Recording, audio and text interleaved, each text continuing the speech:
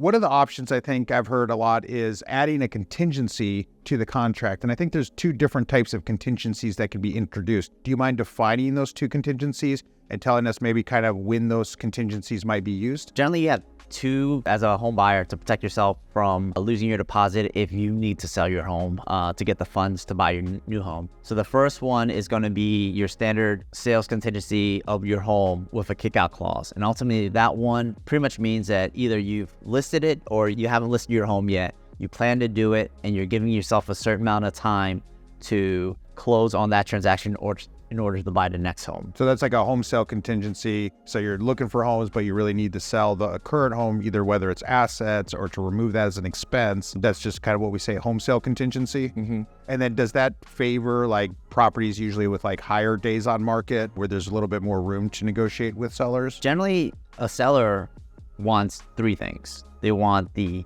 highest net price that they can get. They're looking for the most assured contracts, or the least amount of contingencies that can put the contract into question, and then ultimately their timeline, like when they're able to move out of the home. So with regards to the home sale contingency, it does provide a lot of question marks, because right now, if it's not listed or it's not even on the market, you could be a hoarder for all they know. And you don't know if the home's going to be ready yet. The other option you have is like when you put your home on the market and it's already under contract, it's a little bit more surety because you already have an interested buyer in buying that current home. Oh, I like that as an option. It's definitely a good option to have. And both are great just because I feel like a lot of people are worried about having to find their next home or knowing where they're going to be next. If you're under contract already and you have like a closing date in 30 days and you haven't found your home, a little stressed out because you don't know where you're going to be 30 days from here. But those two options of contingency wise are going to be good options for that.